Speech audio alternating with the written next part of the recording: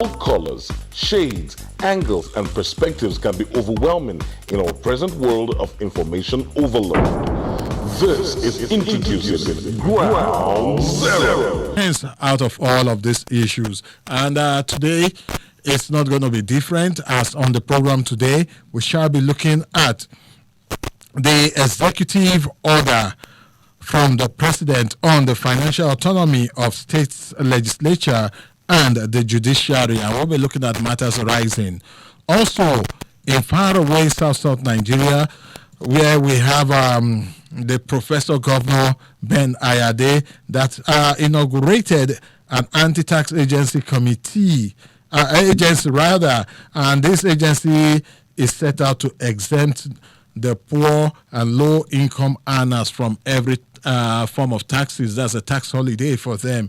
How will this impact on the economy of the state and its internal generated revenue? And of course, looking at the quality of life of residents of the states. These are snippets of the major things that we'll be looking at on the program today. And my guest on the program, I have one from Abuja and several others, but only one in the studios. The others will be connecting to them via phone. You know, we must respect the social distancing rule that is in play now. So I'll be connecting to Yusuf Goje of the Coalition of Association of Leadership, Empowerment, Peace and Development, that's CARPED, and also be connecting to Musa Bala.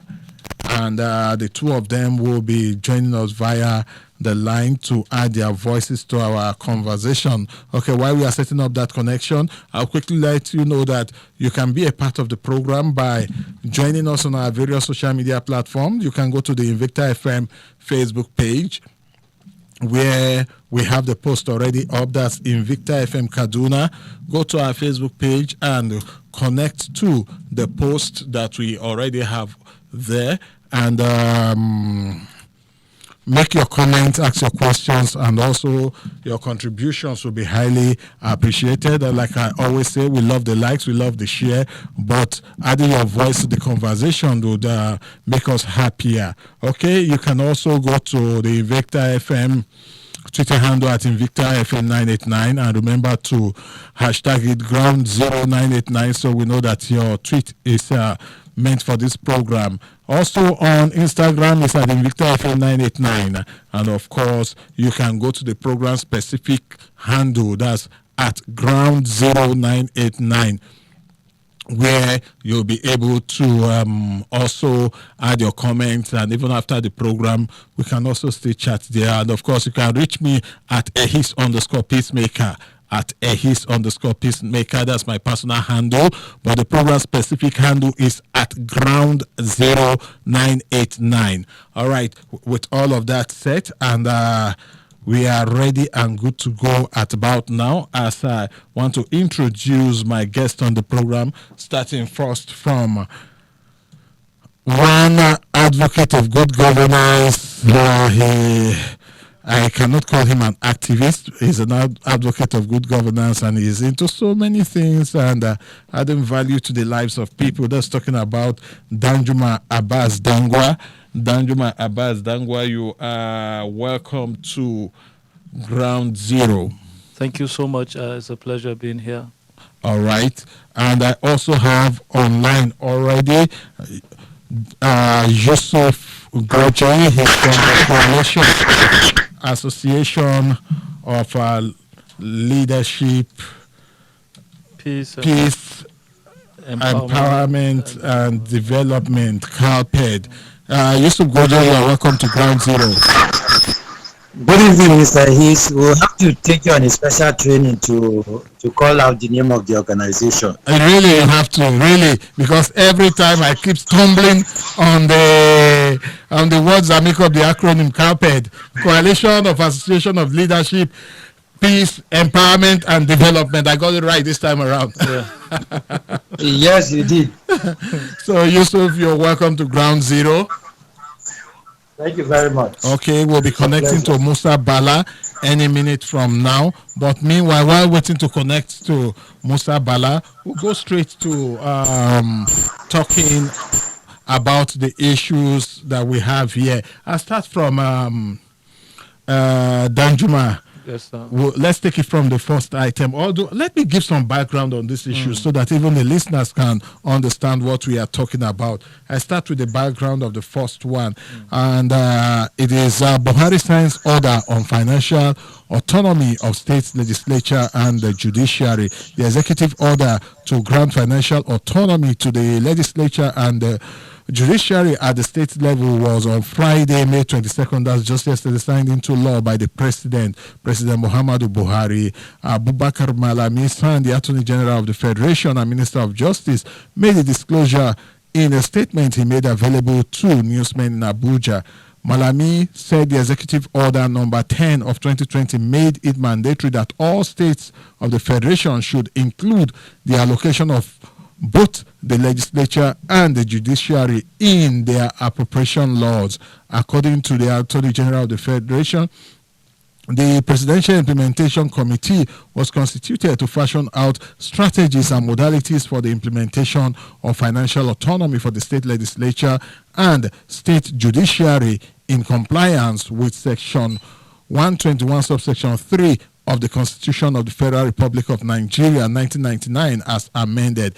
He said consideration was given to all other applicable laws, instruments, conventions, and regulations that provided for financial autonomy at the state tier of government. Malami maintained that the implementation of the financial autonomy of the state legislature and the state judiciary will strengthen the institution at the state tier of government and make them more independent and accountable in line with the tenets of democracy as enshrined by the Constitution of the Federal Republic of Nigeria 1999 as amended.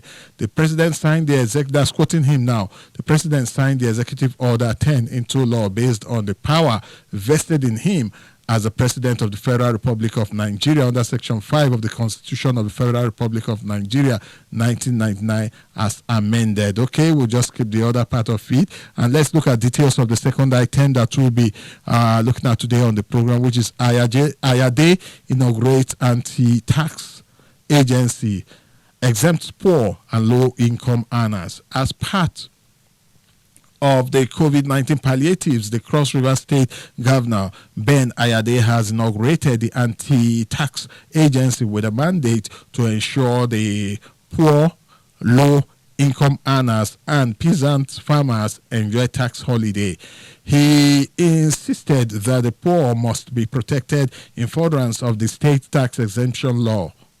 Ayade handed down the mandate while inaugurating members of the agency at the Government House Calabar on Tuesday. The members include Ima Isong as chairman, Julius Ada, Secretary John Ekpenyong, and Patricia Olom as members. Frowning at the activities of illegal tax consultant, he said they imposed unnecessary tax on the poor and vulnerable and urged members of the agency to immediately swing into action. These are details of the two snipers that I read out earlier. So we'll just go straight into looking at the first one, which has to do with the executive order granting financial autonomy of states legislature and judiciary. Yeah.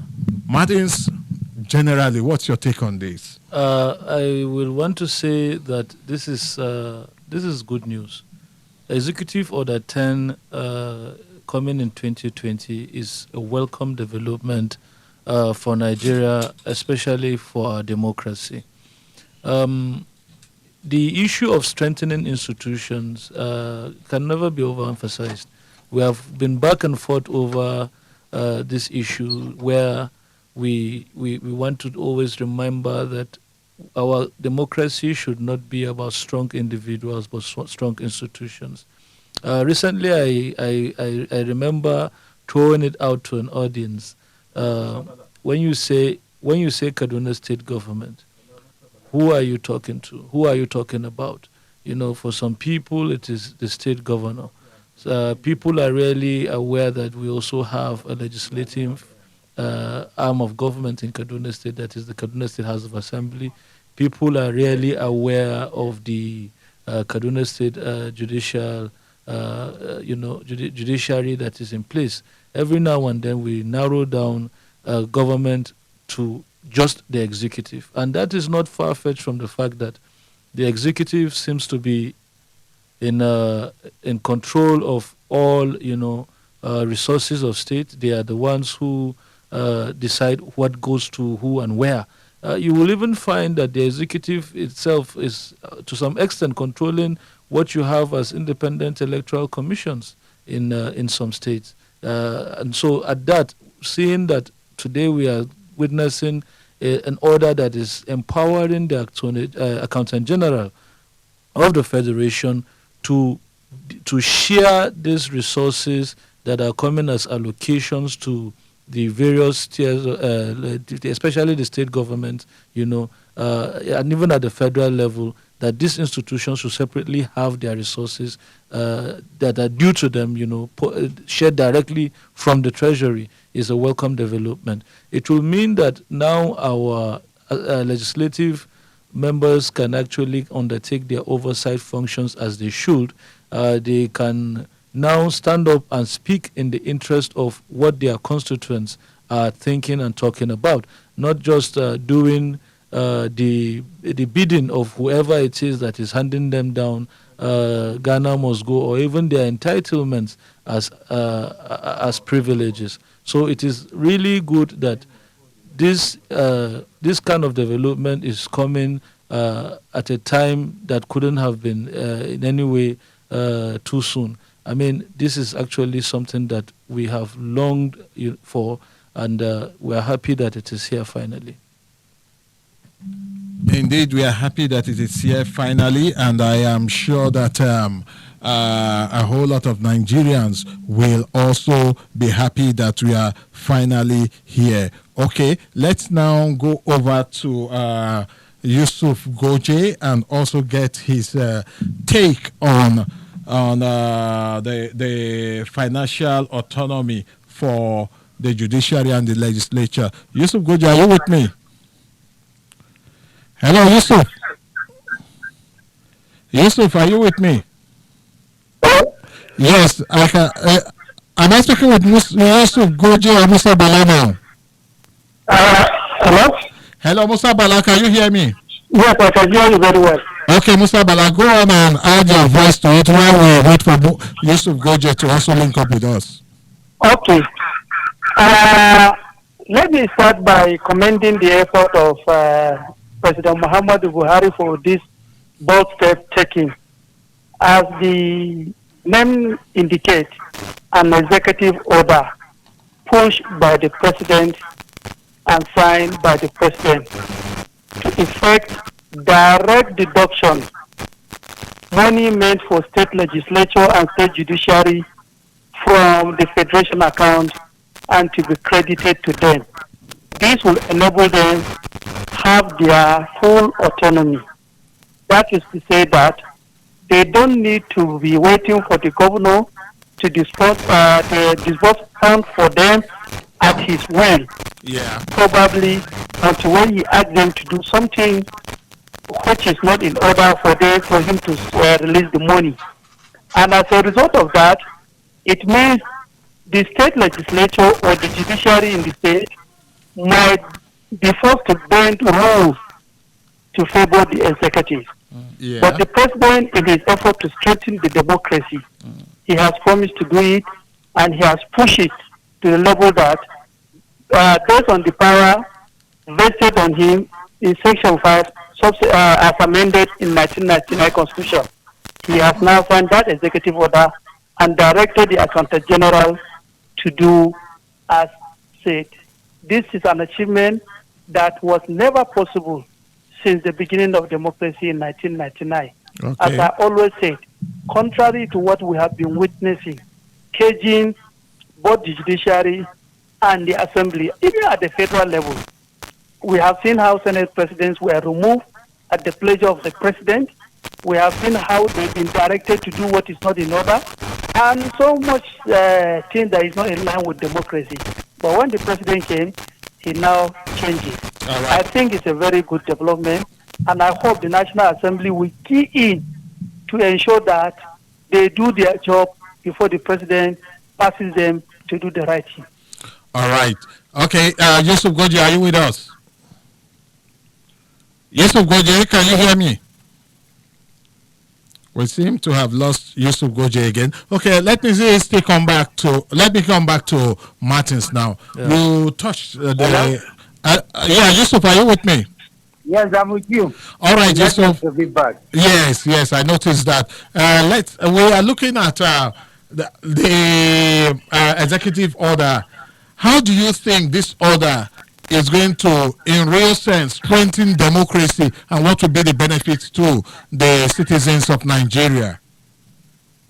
Thank you, Mr. Heath. I think regardless of which divide any citizen of Nigeria is, this should be celebrated, because what we want to see in our democratic system is seeing our institutions being strengthened. And I think whether you like the president or you don't, this is one step that must be commended. But we must also trace how this bill came about. We know it was among the 4 bills signed by the president. Was it in 2018? Yeah, in 2018. Where he signed the Not Too Young to Run bill and other bills like that. Yeah. And even though a lot of the civil society were anticipating that the local government autonomy bill would have been assented into law by the president, but unfortunately that did not happen. But many were still very happy that the legislative arm and the judiciary would have there is a law that would empower them to exercise some level of discipline. So it is highly commendable. We must thank the president for that. But beyond just the obvious, we live in a country where by passing laws alone does not solve our problems. We have a lot of laws in this country that are passed and are constitutional, but we are too aware to know that a lot of these laws are not implemented, are not adhered to. Most of the time they are subjectively implemented as against the spirit and letters of the Constitution. So we must be wary that this is the beginning of the journey.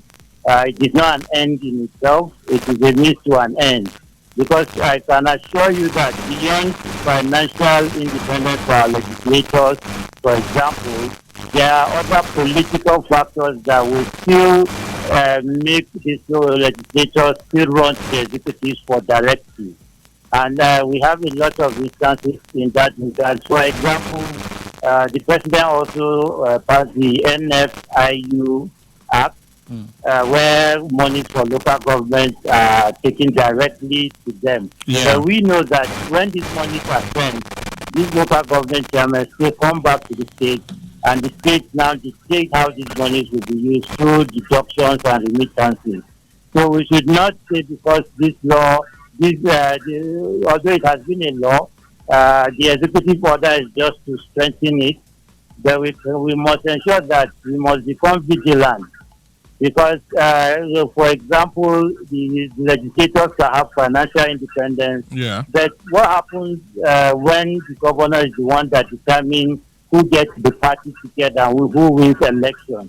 So they will still have political loyalty to the president, to the governor, because of party affiliation. So those are things that we should not feel that by just passing an executive order, our problems have been solved. So we must, as citizens, be vigilant.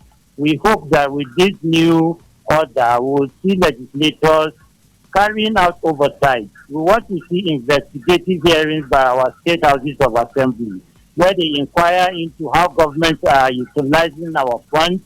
Are they adding value to the citizens? We want to see them exercise other powers where they can checkmate governors. Governors are becoming emperors in a number of states and what have you. So we need strong legislative arms that will start up to governors to tell them that yes, you might have a good vision, but this is what the people want, because the Constitution says that the purpose of government is the welfare and security of the people. Thank you. All right, thank you, Yusuf. Okay, now before we take a very, very short commercial break, I would want to generally throw this to the three of you. You think about it while we take the commercial break. What we know that the law is already there. There is an executive order now. What are those practical ways that you think it will be implemented, and what are some of the stumbling blocks that will be in the path of implementing this executive order? So just hold the line. We'll quickly take a commercial break and we'll be right back right here on the program Ground Zero. Ground Zero is a regular feature on Invicta 98.9 FM. Comes up every Tuesday and Thursdays. On Tuesdays from 5 to 6 and on Thursdays from 4 to 5. And today we are looking at the executive order that was signed by the president into law, granting financial autonomy for state legislatures and the judiciary. The second item we'll be looking at is the inauguration of anti-tax agency in Cross River State and how it will impact and if it can be upscaled to other states of the Federation. We'll quickly take this message, and when we are back, we'll go on with our discussions right here on Ground Zero on Invicta 98.9 FM.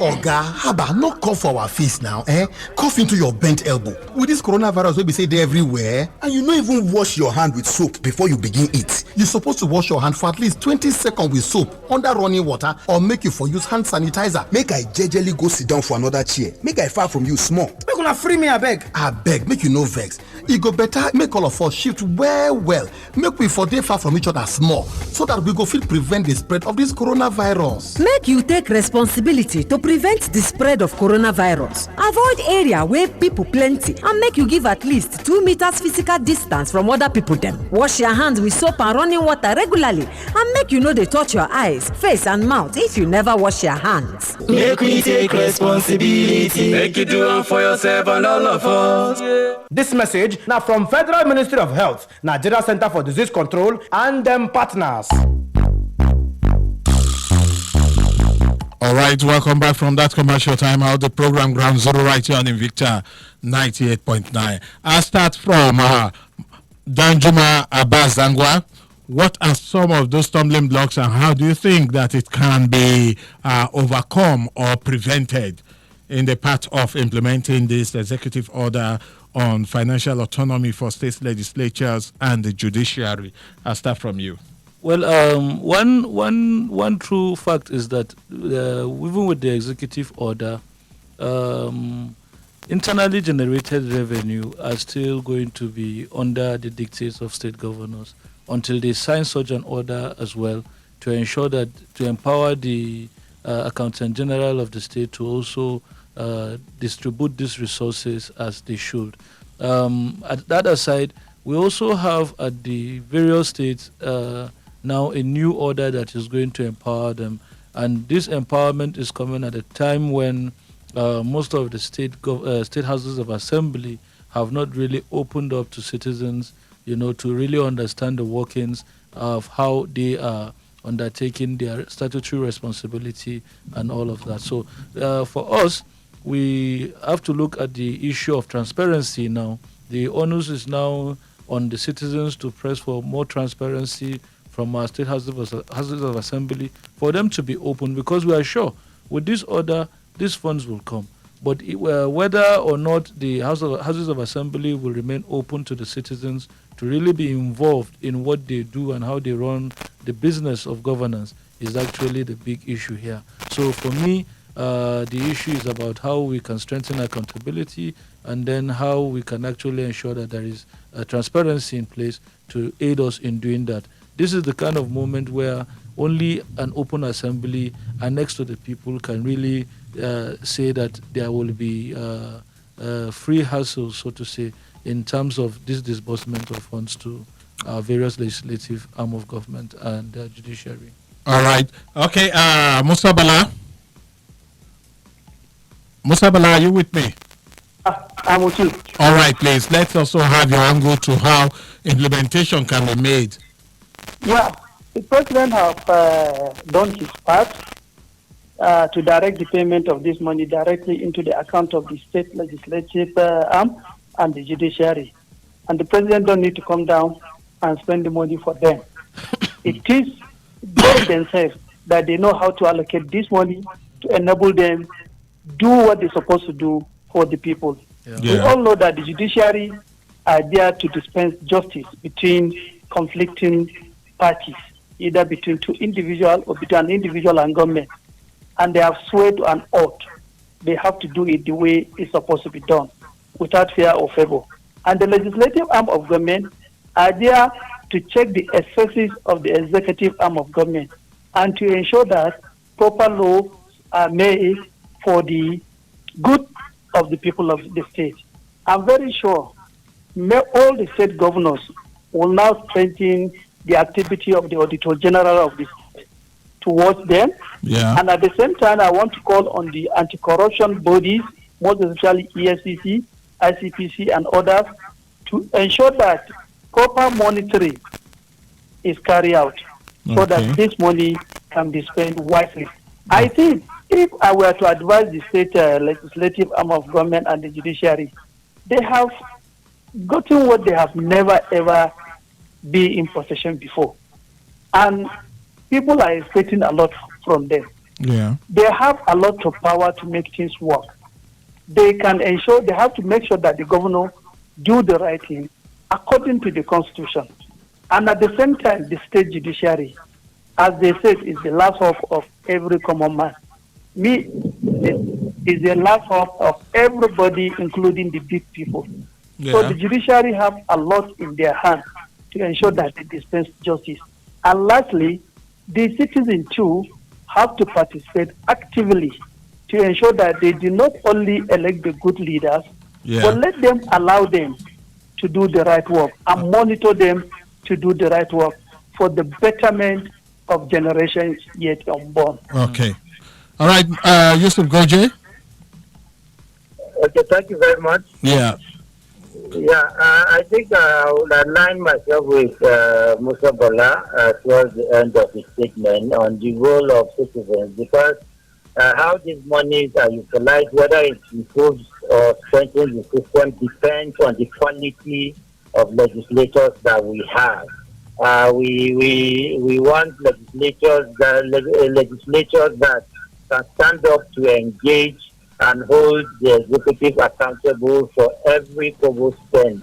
So it is critical that we begin to look at the quality of legislators that we have, and we hope that when these monies are released, the legislative aides, who should be professionals and experts, will not be replaced with only political loyalists and other friends and families.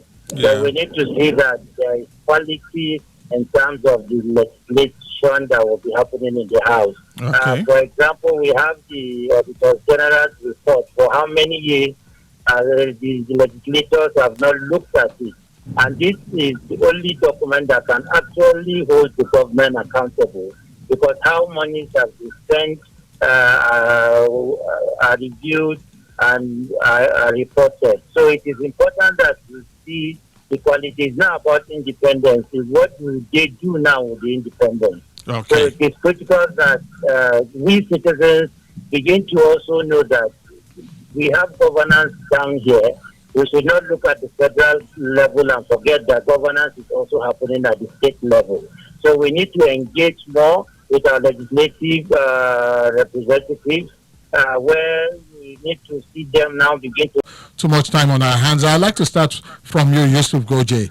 The tax holiday that the anti-tax agency that was set up in Cross River State by the governor Ayade, exempting the very poor and low-income earners from any form of taxation, looking at the multiple taxation that is almost a thing that's common in every state of the Federation. How will this impact on the economy of the state? looking at the fact that even the pandemic that is the reason why he is doing this has also impacted on other sources of income for various states. The IGR, how it would affect it, and of course, looking at the quality of life of the residents, how will all of this play out? Yusuf Koje. Okay, thank you, Mr. Hayes.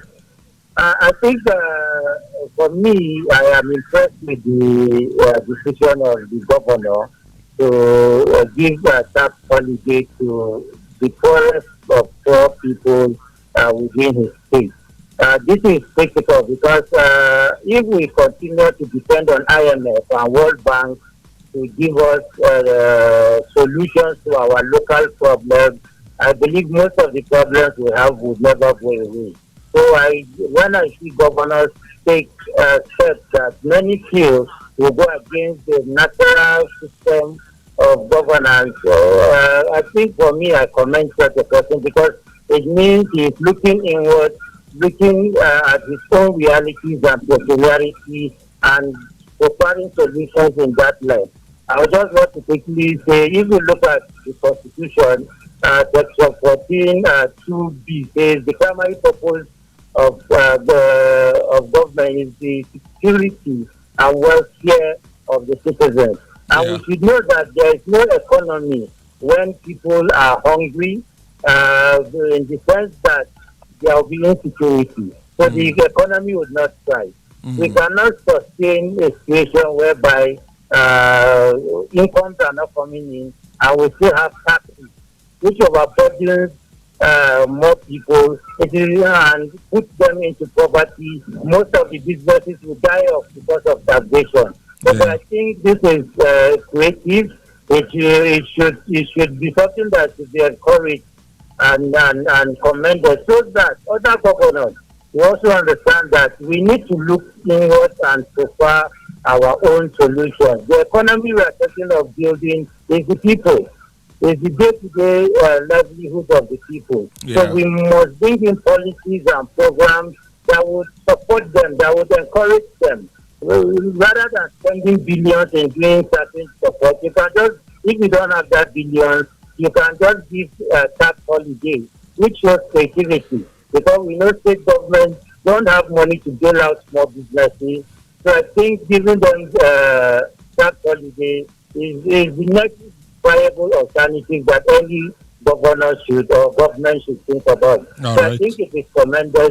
The issue of growing the economy will grow it when we survive COVID-19. So thank you. All right, let me come to Musa Bala now. Okay. Now, knowing all of this, is this something that you think should be upscaled? First of all, you give us your impression about it, and do you think it should be upscaled to other states? I don't think it should be extended to other states. My reason is very simple. Yeah, I know you like Hausa proverb, huh? Yeah, I'll try my best. Yes, there's one proverb in Hausa that says that in ba ki da gashin wanci kar ki so ki kitson wanci. That one is very strong. The only one I know is that... Okay, if I don't have hair on my head like you, I should not copy your hairstyle. I like that. I also said that in my book of Proverbs. Exactly. So you see, Cross River State is a very rich state. Okay. Richer than almost, let's say, 5 or 6 states put together in other regions. Yeah, other non-oil producing states. Non-oil producing, yes, that's why I say other regions. Yeah. And at the same time, their population is just too low compared to other states. Okay. Even the land mass. I think River State, Cross River State is about 30% land and the rest of it is water. A lot of money is being generated from a lot of oil companies that are doing one or two things there. Okay. So Ben Ayade is a man of the people, and at the same time he is in contact with the grassroots. That will not touch the state's internally territorial revenue or capacity to do what they are doing in any way. More or less, because even when you look at it from the beginning, most of this money being collected probably is not even remitted to the state account. Okay. multiple taxation and extortion. And I was shocked when I heard him because I saw the video. He said that even hotels with less than 50 rooms should be exempted. I think that is a very wonderful development and at the same time concession to small businesses and less privileged in River State. We have to commend him. He has done a lot of things. You know, I like him very well because he embraced agriculture. He has built the only digital rice company in the whole of Africa. I think that is highly commendable. And what he has done is good. But if other states wanted to emulate him, they cannot survive. So people should not blame other states. I will again say that let other states strengthen their means of income, but at the same time, they must account for it. Because by the time that you collect tax or you harvest it back on the people, I think the people will enjoy very well. So that's my take. All right, let me come to Martins now. Musa Bala raised a very vital issue here that other states that may want to other non-oil producing states that want to emulate it may not survive, and looking at the possibility of strengthening the tax that's put on the people in other states and generally. They have dwelt much more on how good or nice the whole thing is. I want us to look at how it would affect the quality of life of persons there, and if otherwise is done elsewhere, how is it also going to affect the quality of life of people elsewhere if this particular module in Cross River State is not implemented elsewhere? First, how do you think it will affect the quality of lives of people in Cross River State? I think this is actually a festival now for the low income earners. The tax relief on agriculture is quite commendable. I usually do not agree that the pump price we sell fuel, for instance, at the filling station is the real price of PMS.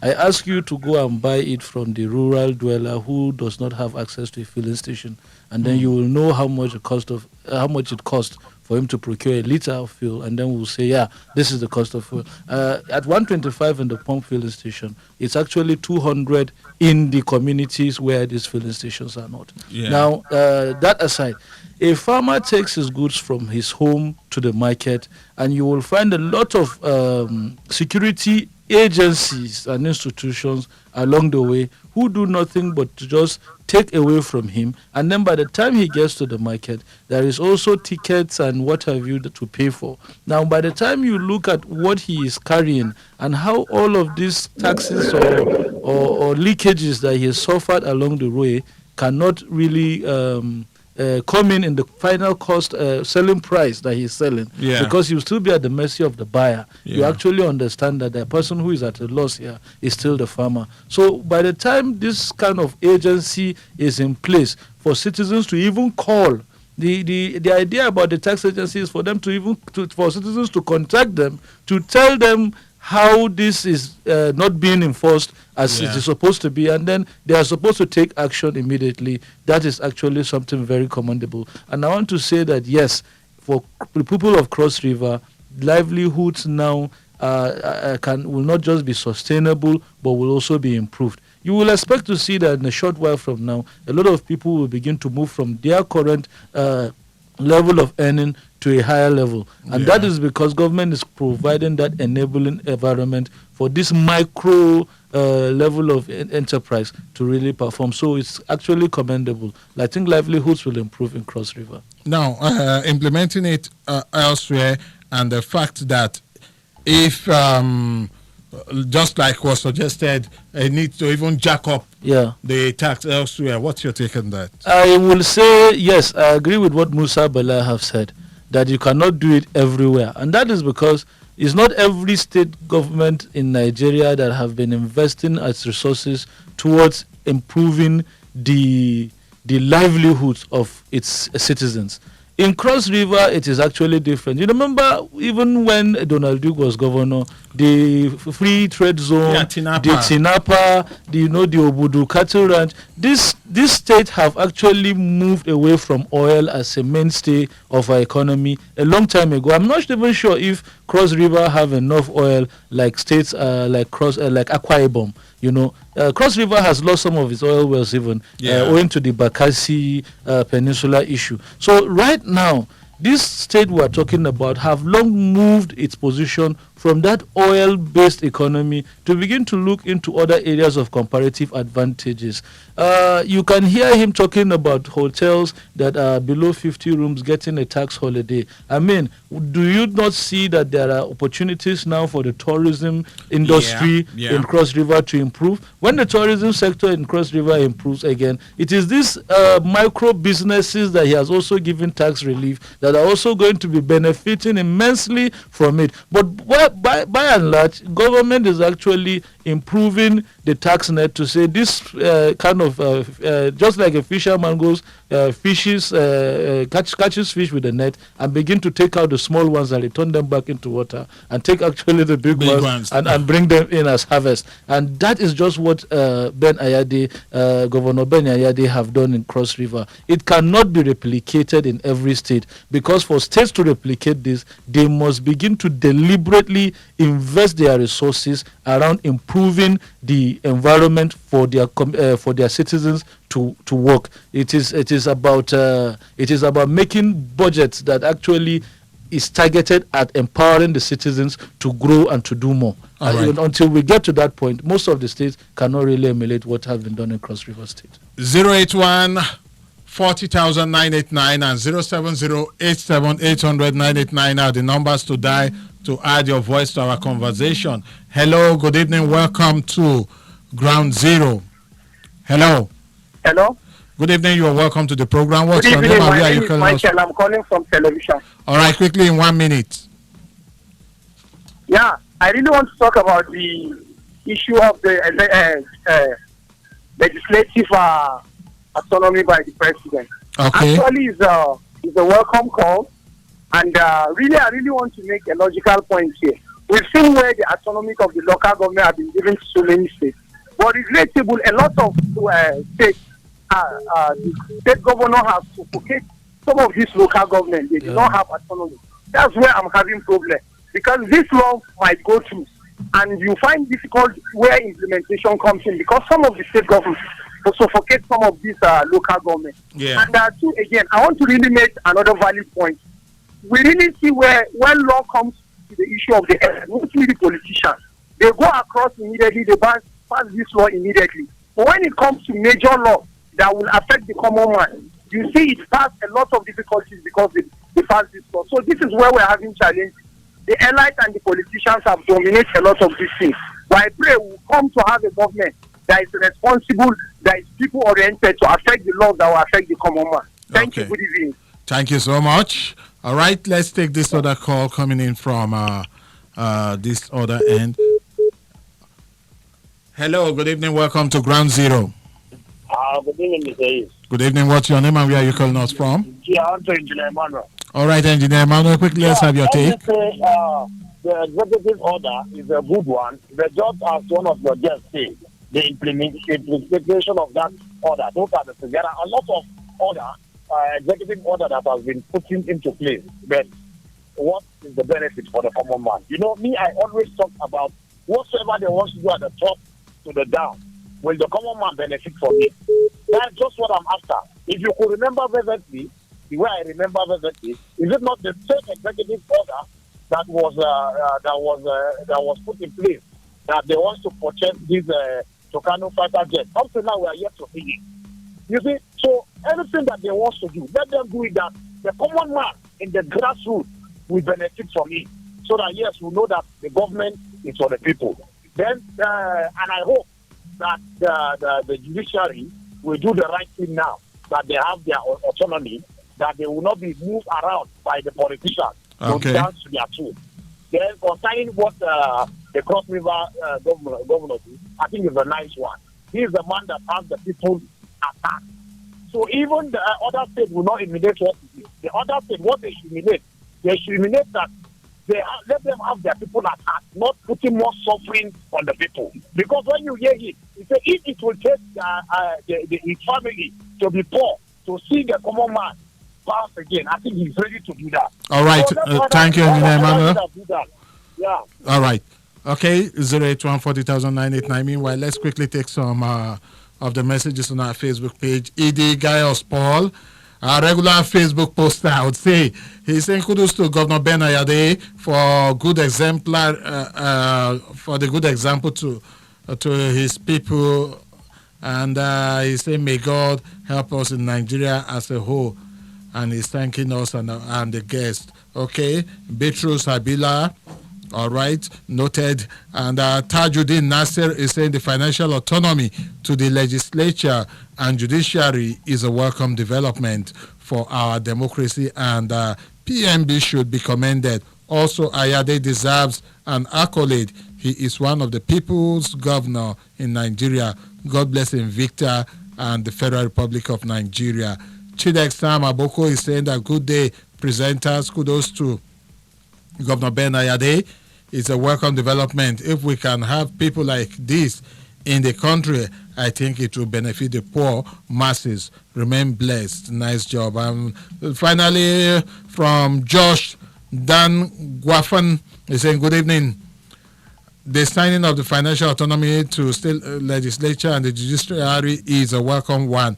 We pray they make positive change of the fact of the act to really do what it is expected. Governor Ben Ayade is an individual that the younger generation of our time should emulate. I pray God keep him for us. Kudos. And St. George Dan Guafan Kamazo, that's where he's sending it from. Let's take this call. Hello, good evening. Hello, good evening. Hello, good evening. Good evening. You're welcome to Ground Zero. What's your name and where are you calling us from? This is Kamil from Mando. All right, Kamil, let's quickly have your take.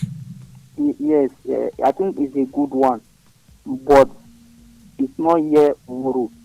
The characters of this lawmaker will determine whether the signing of that law, executive order, makes sense or not.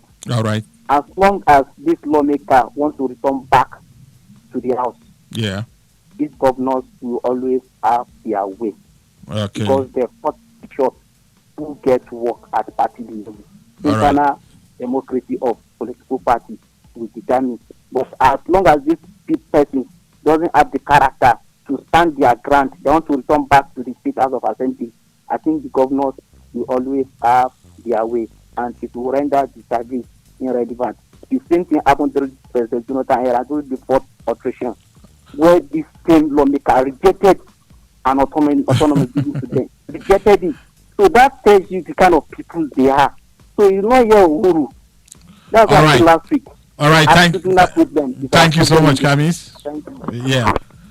Let's take our last call this evening. Hello, good evening. Welcome to Ground Zero. Hello, good evening. All right, you are our last caller. I'm Comrade. All right, Comrade, quickly in 30 seconds. First of all, let me use this opportunity to greet Ayade because I'm original of Kosovo State. Ayade, that means that may Almighty God bless him for this decision they are taking. All right. And we pray other governor will eliminate him also. May I also thank Musa Bala because he has also shown that he's a patriotic Nigerian. All right. In fact, as I'm speaking to you now, we are teaching his right that he promised to do this and Ground Zero, and I've got it. May Almighty God bless him and his family. All right. Nigeria will be great if our leaders are determined to help us. All right. In fact, when I was discussing with my wife, you said they are calling about 200 naira, 50 naira every week from them when they are selling ordinary kunu.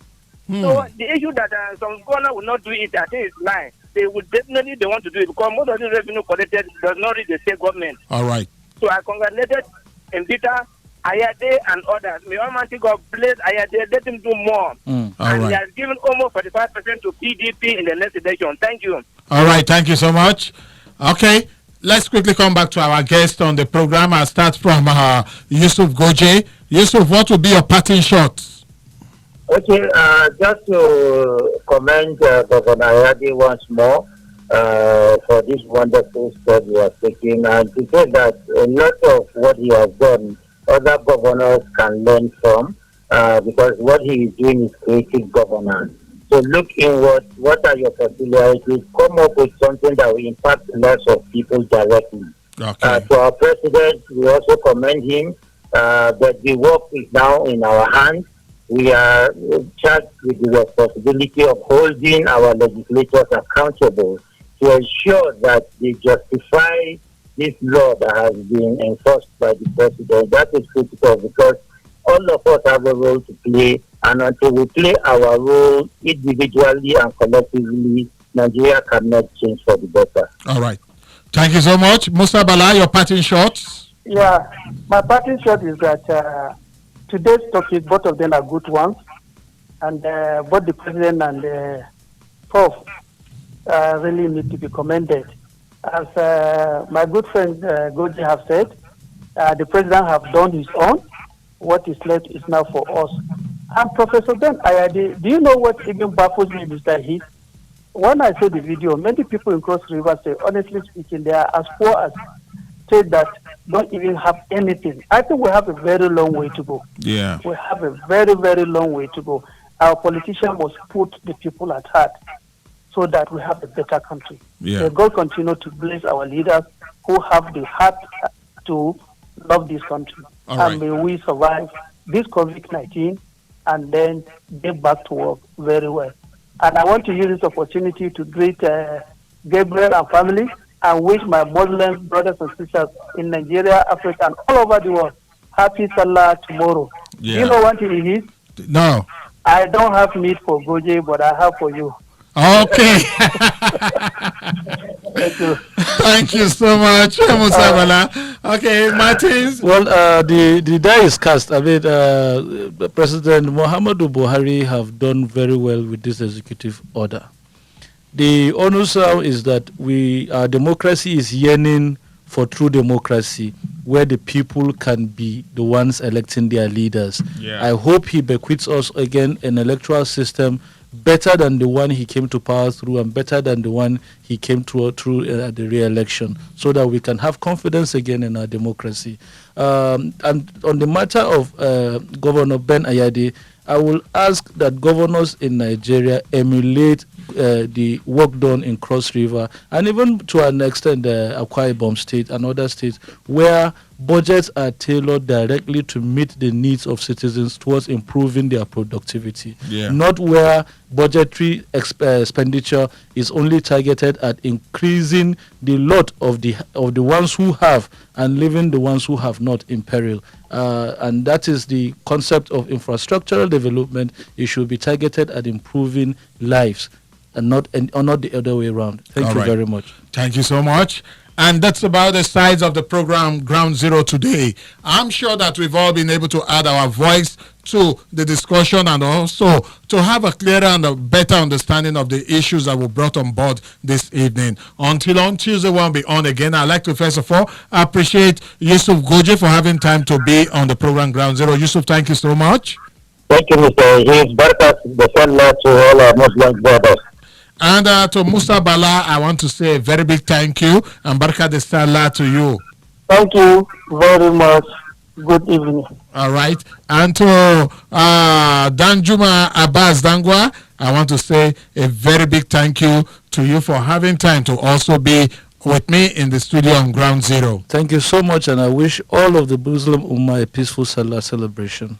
All right, and from my own end, I want to say that it's been nice knowing that you are over there listening to me until on Tuesday, one will be on for another package of the program Ground Zero. I want to say a very, very big happy Salah in advance to my Muslim brothers and sisters, and also to let you know that the Project Nigeria is one that must not fail.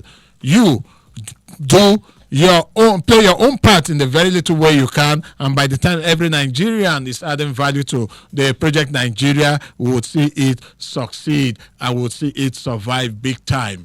Until when we meet next time, like always, I would say, whatever your labors and aspirations in this noisy confusion of life, you have to learn how to keep peace with your soul, with all its sham, drudgery, and broken dreams. It's a beautiful world that we live in. Be careful, strive to be happy. Plant a tree today, nurture it, and watch it grow. May the good mighty Lord bless and keep us all. I am Ehis Admo, the peacemaker with a passion for crowd satisfaction.